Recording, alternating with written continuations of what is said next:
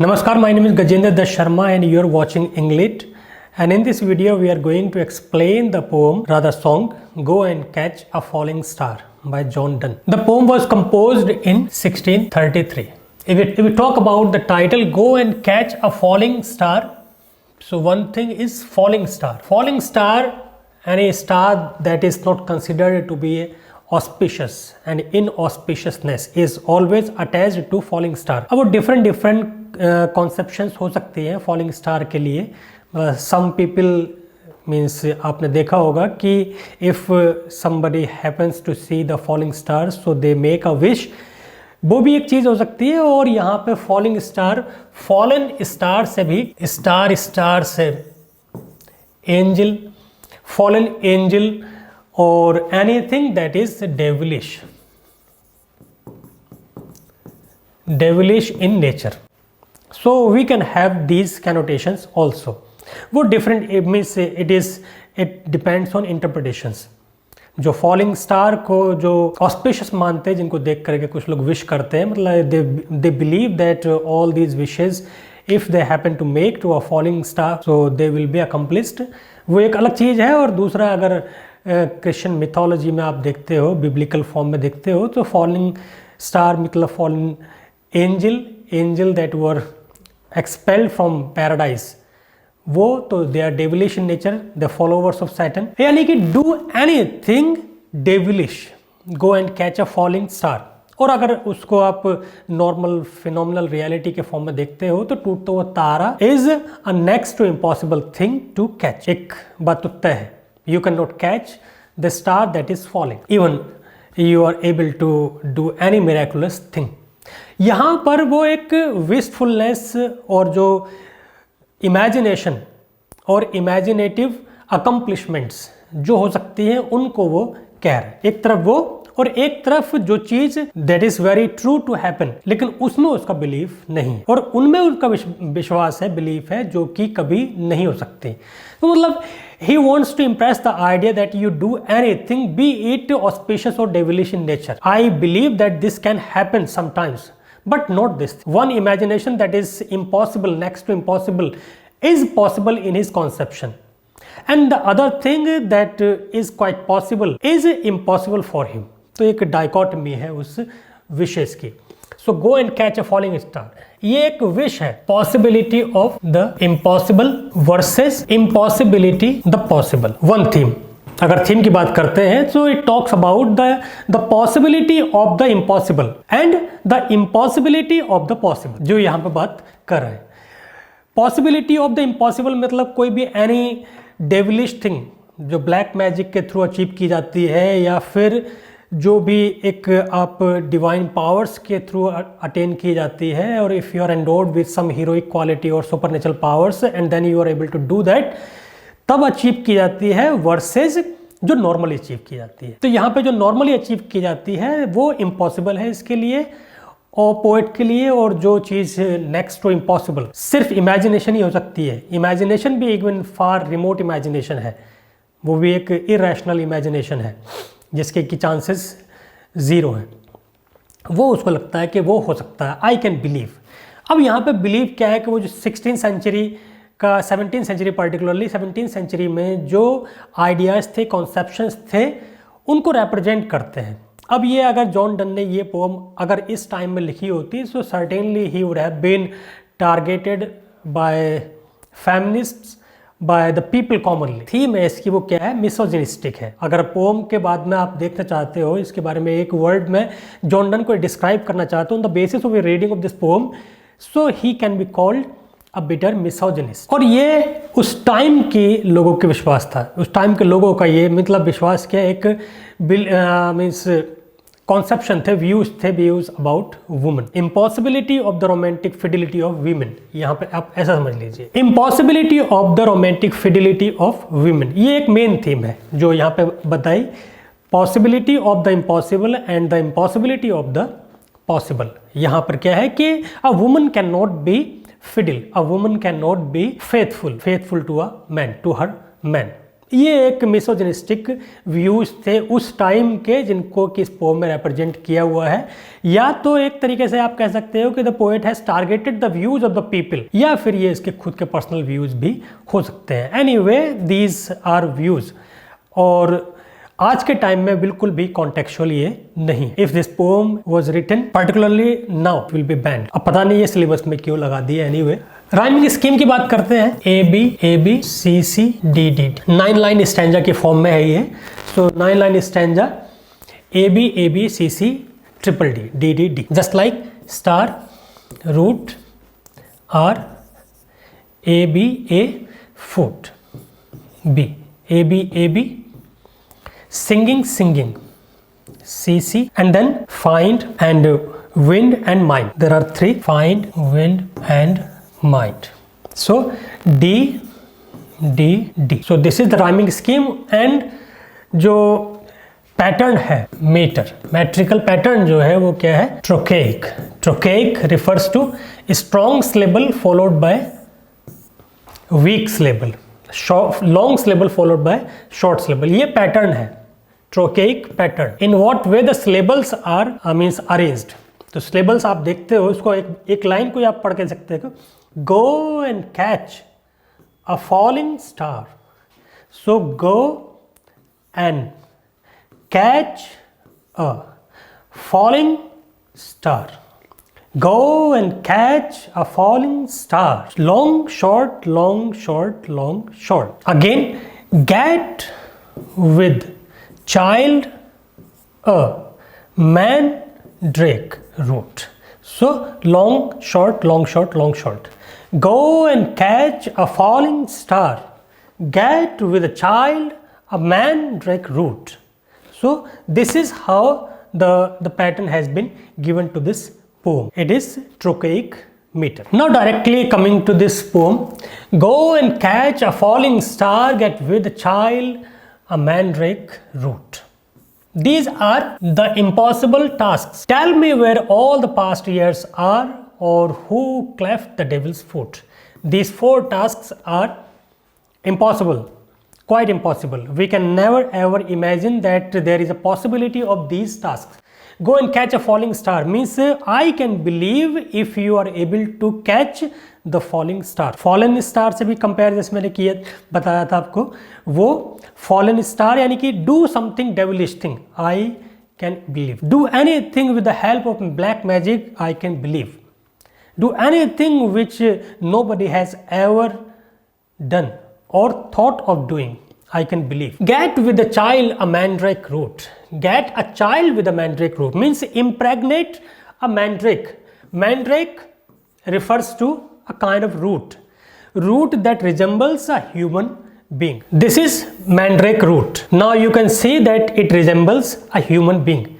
So he wants to impress that idea that get a child with mandrake's root means you can impregnate a root. Generally ये roots इनकी एक mythological history type की आप समझ लीजिए. They are popular in folklore for black magic or for their supernatural or black design. इनको use करने का पर्पज जो होता था या फिर इनको employ करने का पर्पज जो था वो black magic या फिर कुछ ऐसा गलत अटेन करना. इनके बारे में एक बात और भी कही जाती थी, मिथोलॉजी है ये, एक मिथ है कि during the night these roots they come out of ground and walk and then if you are able to catch that root and then you have a sexual intercourse with it and then you bear something as a child, so you will be able to do or perform that black magic और उस black magic से जो attend करना चाहो वो attend कर लो.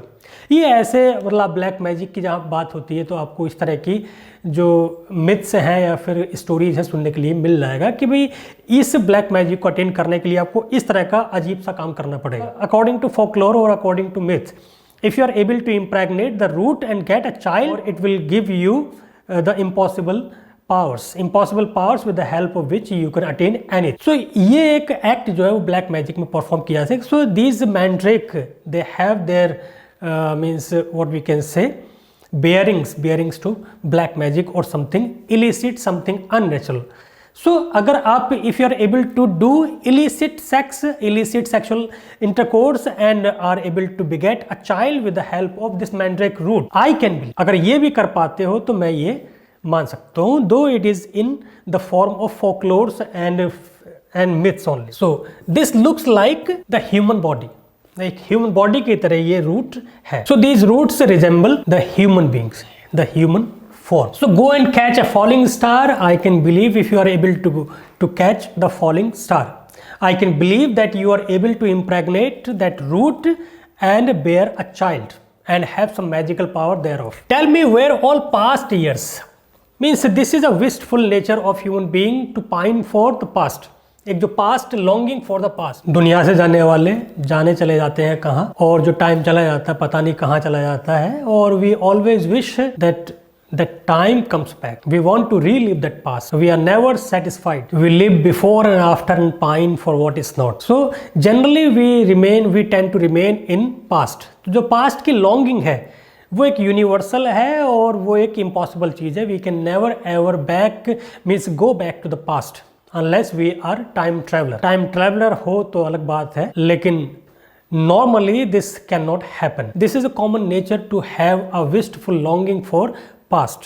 That is impossible thing. So I can believe if you are able to relive those past moments, or if you are able to tell where those past years have been stored, कहाँ से उनको वापस लाया जा सकता है, कहाँ से वो पुरानी रिमेम्बरेंस है जो वापसी लाई जा सकती है, कैसे उस पास्ट को दोबारा जिया जा सकता है, कैसे उसमें वापस जाया जा सकता है. I can believe, he can believe if you are able to tell where the past time is stored. So all these past years longing for the past.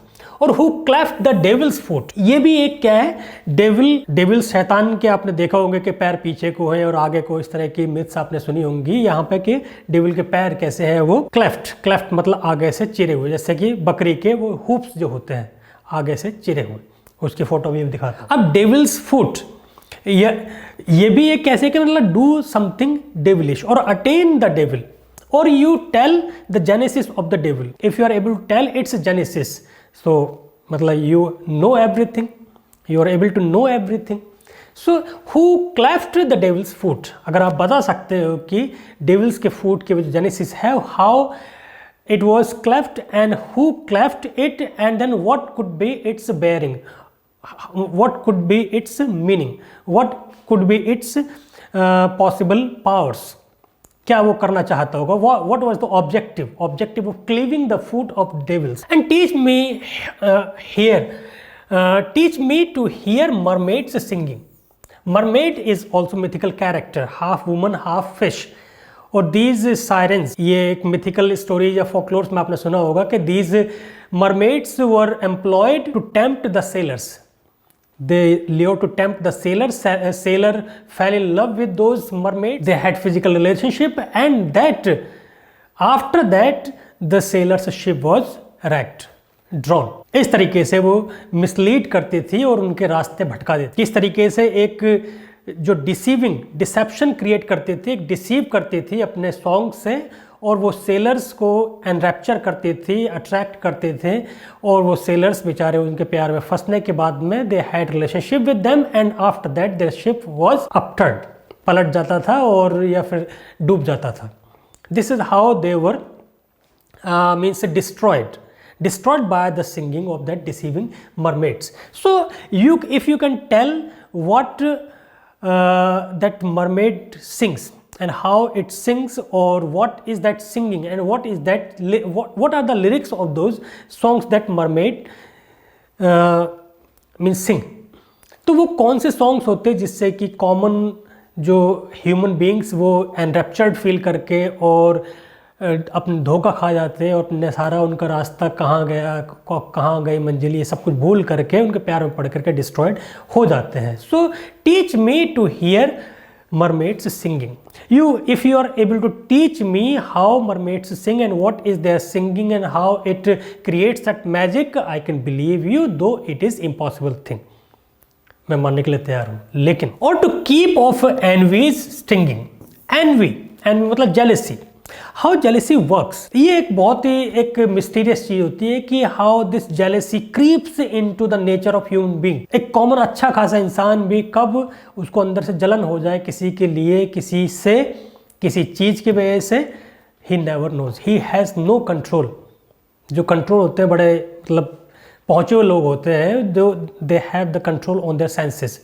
But these envy, gluttony और lechery, these sins, they are called 7 deadly sins. तो उन 7 deadly since में से एक ये N V भी एक है, जो कि बहुत डिस्ट्रक्टिव चीज़ है। एनवी मतलब जेलसी की वजह से आप अपनी पूरी लाइफ, जो प्रेजेंट लाइफ आपकी खुद की लाइफ होती है, उसको डिस्ट्रॉय किए जाते हो because of the envy which has no rationality, which has no reason.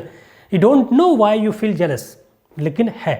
तो वो जेलस और जो स्टिंगिंग है उसका जो दंश है, हाउ इट अफेक्ट्स, उस इफेक्ट को कैसे दूर रखा जाए, मतलब how to keep off jealousy, कैसे जेलेसी से अपने आप को बचाया जाए, जो कि एक इम्पॉसिबल चीज है। Since you are human being so it is inborn, you are born with this evil, this nature. ये इनग्रेन नहीं होती है, आप घर से लेके आए हो। मतलब when you were born with this jealousy. अगर इसको कोई कह दे कि ये मतलब this is the theory and then this is the deeds, this is the task, you perform this and then you won't be feeling jealous after that, तो मैं उसके विश्वास करने तैयार। ये these are mermaids, they were half fish and half woman, they came before the sailors in a beautiful form. They sang some beautiful songs. The songs had what we can say mysterious magic in them, and then they had such quality that all these sailors, they felt enraptured. They made promises to them, they made relations with those sailors, and the sailors fell in their love, and then they were doomed and then destroyed. This is how the devil's foot means, just like the feet of a goat.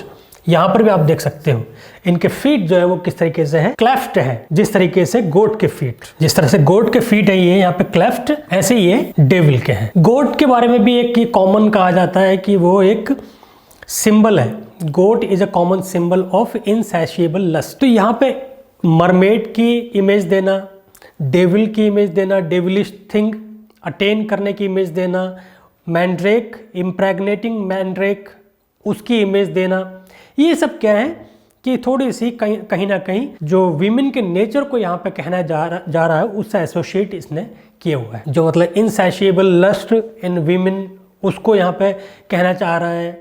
Devilish in nature in women, उसको यहाँ पे कहना चाह रहा है। Attaining some means self vested interest in order means luring और means ensnaring some person just like mermaids, उसको यहाँ पे कहना चाह रहा है। So all these images have been used to impress the idea about the infidelity, about the romantic infidelity of women. So go and catch a falling star, get a child with the mandrake's root, tell me where all past years are or who cleft the devil's foot. Teach me to hear the mermaids singing or how to keep off envy's stinging. So ये सारे impossible tasks हैं. You can tell me and I can believe you. I am ready to believe.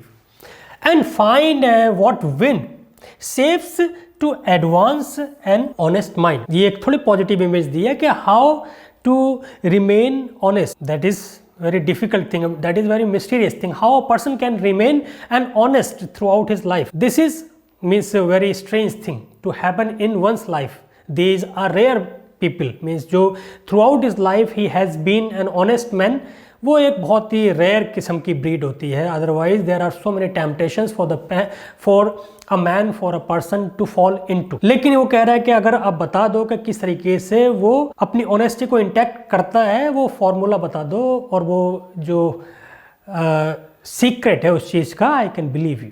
I can believe all these impossible things. What wind serves to advance an honest man. What winds मतलब कौन सी ऐसी हवा है, कौन सी ऐसी बयार है जिसको वो ऑनेस्ट मैन अपने साथ रखता है, या कौन सी ऐसी एम्बियंस है. यहाँ पे एम्बियंस के आप समझ लीजिए विंड रिफर्स टू वो एटमॉस्फेयर है. By which an honest man remains unhonest, by which an honest man sustains his honesty, keeps his honesty intact. वो कैसी चीज़ है, वो एक इम्पॉसिबल चीज़ है, कौन कैसे बता सकता है. लेकिन वो कह रहा है कि मैं, अगर आप बताते हो so I can believe. Then he says if thou beest born to strange sights, strange sights मतलब just like seer, a sage, धर्मात्मा टाइप के दृष्टा, विजनरी पावर जिनके अंदर होती है, those who look before and after, त्रिकालदर्शी जिनको हम कहते हैं। कि अगर आप त्रिकालदर्शी भी हो, मान लिया, जो कि होने वाले है नहीं, कौन त्रिकालदर्शी हो रहा है आजकल के टाइम में, आगे नहीं दिखता, पीछे नहीं दिखता, लोगों को जो प्रेजेंट में नहीं दिखता, अंधे हुए पड़े हैं, क्या त्रिकालदर्शी होंगे? Anyway, if you are born to strange sights, I assume that you are a seer, you are a sage, you are धर्मात्मा, you are त्रिकालदर्शी, मान सकता हूँ। Things invisible to see, and then you claim to have seen or to see the things that are quite invisible to the common sight. Commonly जो हमें नहीं दिखता है, आप उनको देख पा रहे हो, भविष्य में और पास्ट में क्या था किसी के, आप सब देख पा रहे हो, सब कुछ, मतलब ट्रांसपेरेंस कर दे रहे हो सब कुछ। Everything is quite visible to you, which is invisible to everybody, I can believe. Born with these powers, write 10,000 days and nights till age snow white hairs on thee. ये वर्ब की तरह use किया हुआ है, till age snow white has been used as a verb, मतलब it turn your hair gray. If you are born with that power, I bet you keep traveling for 1,000 years. आप क्या है, भ्रमण करिए, आप पूरी दुनिया का चक्कर लगाइए, लगाते रहिए जब तक कि आपके बाल सफ़ेद ना हो जाए, मतलब you turn old, till your old age. Thou when thou returnest मतलब रिटर्न, जहाँ जिन वर्ड्स के लास्ट में st है, मतलब वो प्लूरल फॉर्म में यूज किए जाएंगे, जहाँ पे th है वो सिंगुलर फॉर्म में यूज किए जाएंगे। जस्ट लाइक हैथ, तो hath, has, hast means have, तो रिटर्नेस मतलब रिटर्न। विल्ट दाउ, विल मतलब विल, ये भी आर्कैइक है। Will tell me all strange wonders that befell thee. आप you keep travelling and then when you return you tell all your wonders, all the wonders that happen to you. जितने भी दुनिया के अजीब व गरीब किस्से हो सकते हैं वो आप सुनाइए, बताइए कि क्या क्या आपकी लाइफ में हुआ, क्या क्या आपने देखा, क्या क्या आपने नोटिस किया, कौन कौन सी ऐसी स्ट्रेंज थिंग्स थी जो कि आपने ही। I can believe you all those impossible things that you are able to see, I can believe you because I believe that you are born with the sight, with that power, with that means what we can say the strange powers, paranormal or paranatural power, supernatural power, मैं विश्वास करता हूँ। तो when you turn old, when you become old and then you come back and then tell me that these were the wonders of the world I was able to see, and then I can believe you that you were able to see all strange wonders that befell thee means you came across all the wonders of the world and swear nowhere lives a woman true and। यहाँ पर ये है, this is what he believes in the impossibility of this thing, he can believe the possibility of those impossible things, but he can never ever believe the possibility of this possible thing, and swear nowhere lives a woman true and fair। So if you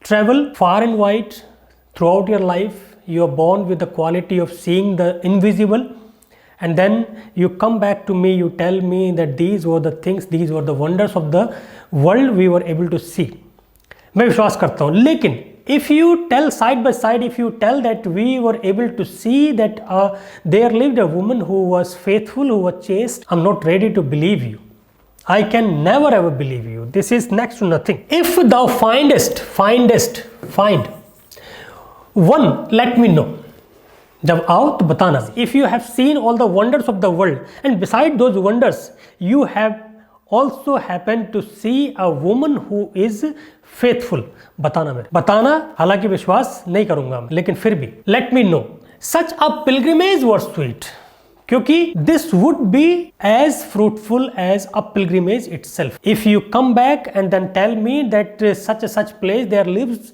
a woman who is faithful, तो वो place मेरे लिए pilgrimage जैसी ही होगी। मैं उसी तरीके से ईगरनेस के साथ और पैशन के साथ और पूरी मन से उस जगह पर जाना चाहूँगा जहाँ पर उस लेडी के दर्शन हो पाए जो कि फेथफुल है। लेकिन डिस्क्लेमर इज दिस, ये do not, I would not go, though at next door we might meet, लेकिन I don't have such possibility even though the lady remains next door to मी।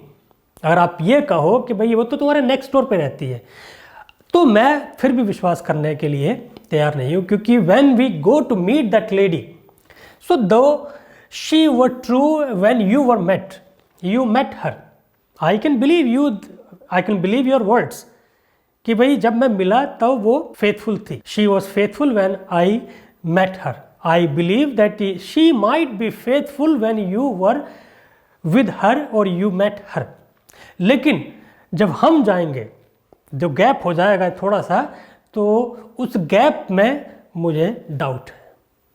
हो सकता है कि वो उस गैप मतलब तुमसे मिलने तक तो वो फेथफुल थी, तुम्हारे बाद में वो क्या है, she has turn unfaithful. So though she were true when you met her, at last till you write your letter.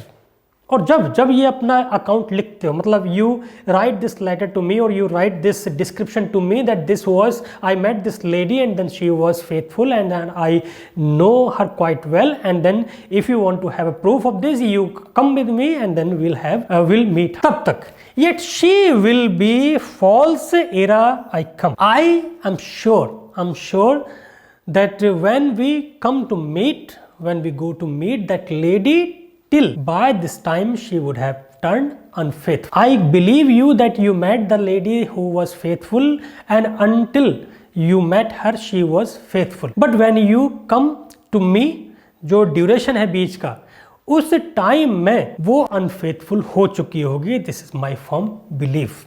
And yet when we come to meet, even though she lives next door, चाहे वो बिल्कुल बगल में ही क्यों ना रहती हो, yet she will be false ere I come to two or. यहाँ पे मतलब जो हेटफुल नेचर है विमेन के लिए इसका, वो देख लीजिए कि अभी जब तक तुम मेरे पास आओगे और बताओगे कि that there lives a woman who is faithful, और जब तक हम जाएंगे वो जो टाइम है उस टाइम में तो वो 2-3 को धोखा दे चुकी होगी. She will have turned unfaithful to not only 1 or 2 but 1, 2 or 3. तो there can not be any possibility of this possible thing. There is the impossibility of this possible thing. However, I can believe the possibility of all those impossible things which I have told you. ये 17th century की बात है. 17th century में लोगों का approach ऐसे ही था, लोगों के व्यूज़ ऐसे ही थे, लेडीज़ को लेकर के, वीमेन को लेकर के, वुमन फेथफुलनेस को, फिडिलिटी को लेकर के. If you have some query you can always comment in the comment box below. Like this video and if you have not subscribed to this channel, so make it sure you do it right now so that you don't miss the forthcoming videos. Till then, stay tuned. Thank you so much.